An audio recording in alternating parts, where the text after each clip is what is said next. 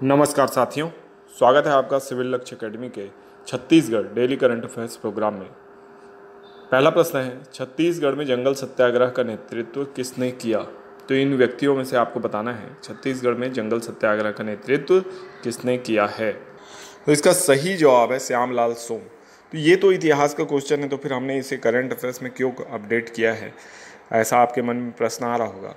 तो देखिए, जो आपका दैनिक भास्कर पेपर है उसमें बहुत ही अच्छा एक आर्टिकल आया हुआ है जिसमें श्यामलाल सोम के नेतृत्व में जनवरी 1922 में जंगल सत्याग्रह शुरू हुआ था, ऐसा बताया गया है। ठीक है, सोम ने कुछ राजनीतिक चेतना संपन्न युवाओं को लेकर सभा की और अधिकारियों को सूचना दी कि शासन के अत्याचार के खिलाफ सत्याग्रह होगा। ठीक है, तो ये जो सत्याग्रह था ये बहुत विशेष सत्याग्रह था। ठीक है, तो इसलिए आपको इस सत्याग्रह के बारे में याद रखना है और इस आर्टिकल को भी आपको पढ़ना चाहिए। दैनिक भास्कर में छपा हुआ, छत्तीसगढ़ में शुरू हुआ था जंगल सत्याग्रह। 9 साल तक ये सत्याग्रह जो है आपका चला था, तो इसको आपको याद रखना है। ठीक है,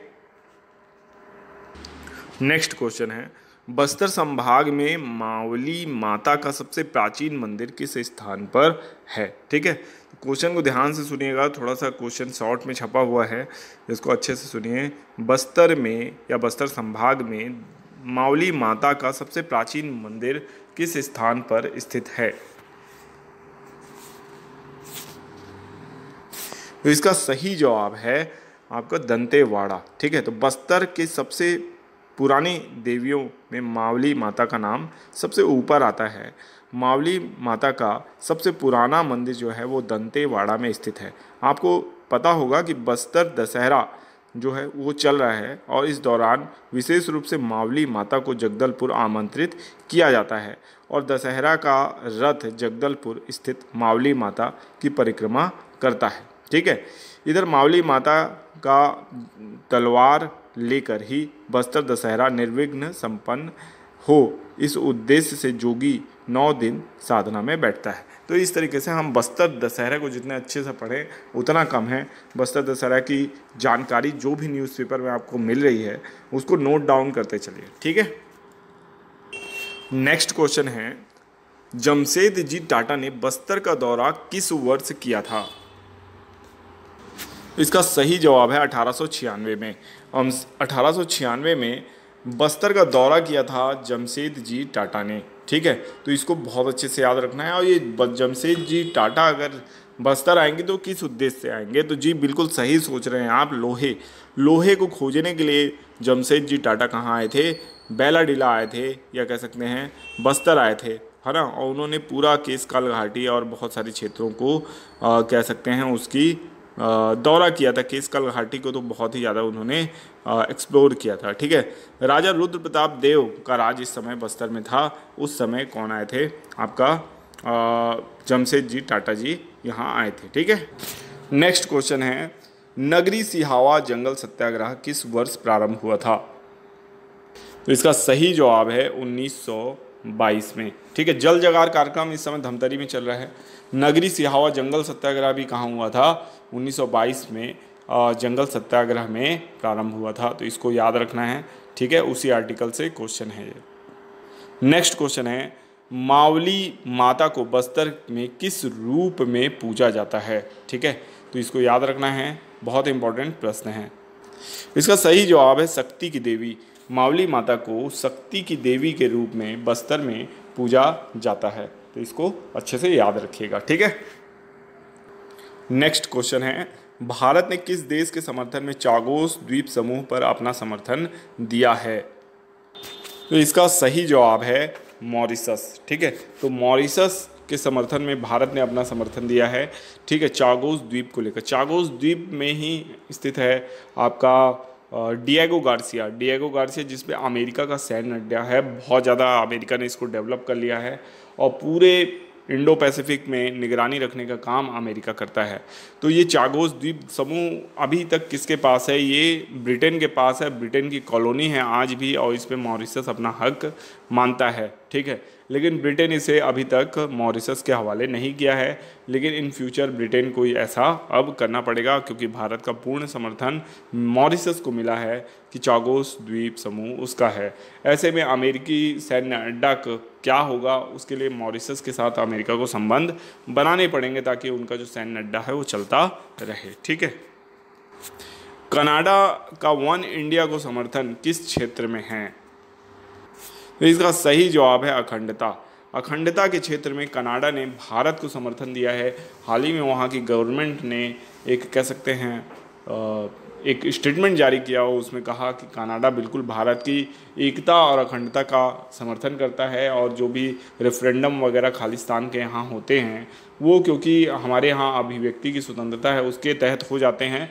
नहीं तो कनाडा जो गवर्नमेंट है उसका स्टांस हमेशा एक जैसा है कि वो भारत की अखंडता को समर्थन देती है। इससे निश्चित तौर पे भारत और कनाडा के संबंध पहले से बेहतर होंगे ये माना जा सकता है, क्योंकि कनाडा की गवर्नमेंट ने अपने साइड से एक पॉजिटिव कदम अब चला है।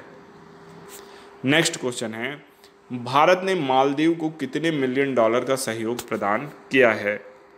तो इसका सही जवाब है 400 मिलियन डॉलर, ठीक है। तो भारत ने मालदीव को 400 मिलियन डॉलर का सहयोग प्रदान किया है, ठीक है।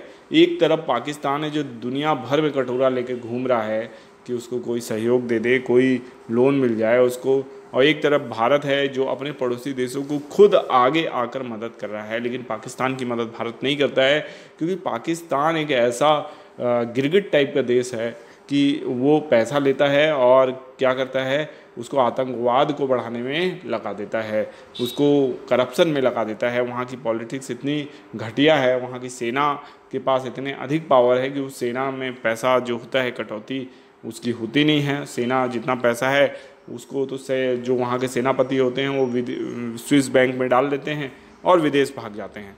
तो बहुत बड़े लेवल पे भ्रष्टाचार हो रहा है पाकिस्तान में, और पाकिस्तान की जनता भी कह सकते हैं इतनी नासमझ है कि वो हर बार उन्हीं लोगों को सत्ता में लेके आती है और वो हमेशा नफरत भारत से करती है। कभी मूल बिंदु पे आते ही नहीं है कि उनके देश का जो डेवलपमेंट है, उनके देश का के लोगों का डेवलपमेंट वो भी आवश्यक है। ज़मीन के लिए लड़ते रहते हैं, भारत से दुश्मनी के लिए लड़ते रहते हैं, ठीक है। तो नेक्स्ट क्वेश्चन की ओर चलते हैं हम लोग।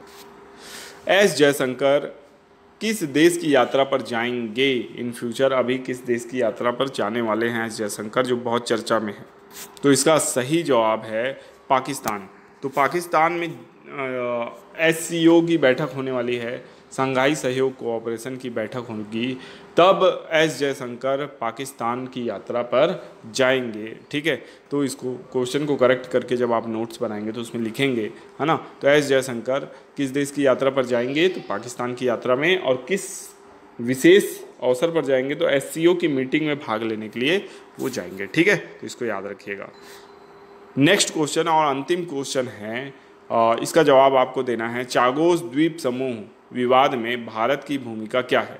मध्यस्थ की, विरोध की, समर्थन की या निष्पक्षता की, ठीक है। तो इसको ज़रूर इसका जवाब दीजिएगा कमेंट बॉक्स में, ठीक है। और टेलीग्राम चैनल फॉलो कर लीजिएगा, वहाँ इस वीडियो की PDF आपको प्राप्त हो जाएगी। पिछले वीडियो की जितनी भी PDF है वहाँ पर डाल दी गई है, और जिसकी नहीं डली है वो जल्दी ही डल जाएगी, ठीक है। तो आप बिल्कुल करंट अफेयर्स के PDF के लिए सिविल लक्ष्य अकेडमी नाम से जो हमारा टेलीग्राम चैनल है उसको फॉलो कर सकते हैं, और उसकी लिंक जो है आपको डिस्क्रिप्शन बॉक्स में मिल जाएगी, ठीक है। तो आशा करते हैं वीडियो आपको पसंद आया होगा। एक होमवर्क प्रश्न देख लेते हैं और उसके बाद रिवीजन प्रश्न देखेंगे।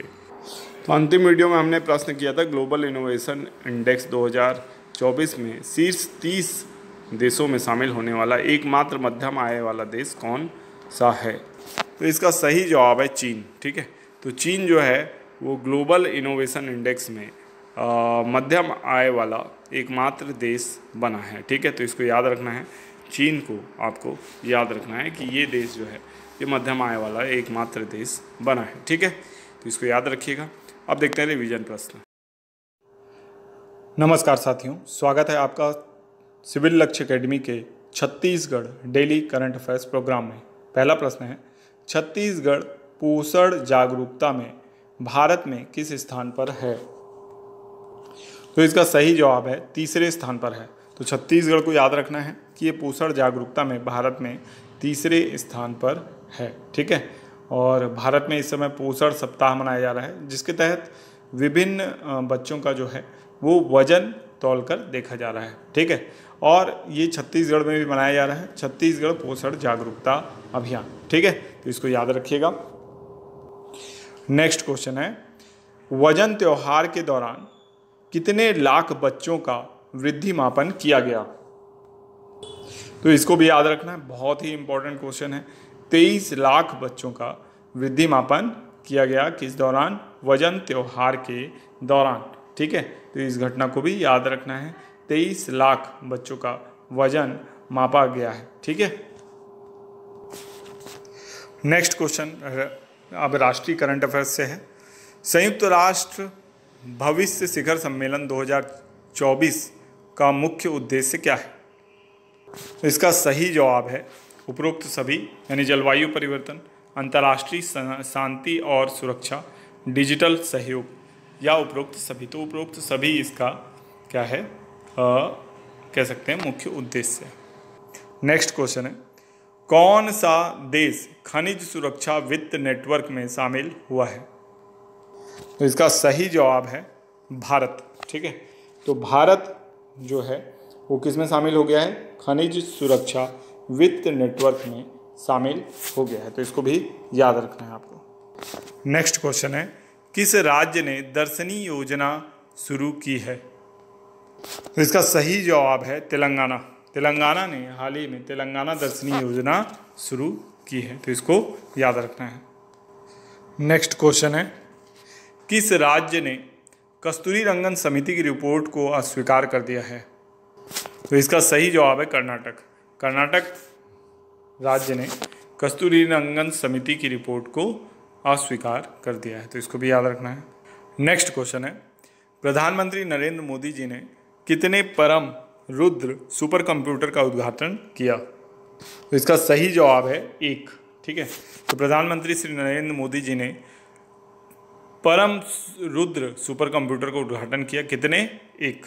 ठीक है, नेक्स्ट क्वेश्चन है, किस नदी में नई कैटफिश प्रजाति एक्सोटोमा सेंटिनियो की खोज की गई है? तो इसका सही जवाब है दाजुलिके नदी, है ना। इस नदी पे कैटफिश प्रजाति की एक्सोटोमा सेंटियोनी की खोज की गई है। ठीक है, नेक्स्ट क्वेश्चन है, ग्लोबल एरोस्पेस समिट 2024 का आयोजन कहाँ हुआ? इसका सही जवाब है अबू धाबी। अबू धाबी में ग्लोबल एरोस्पेस समिट 2024 का आयोजन हुआ था।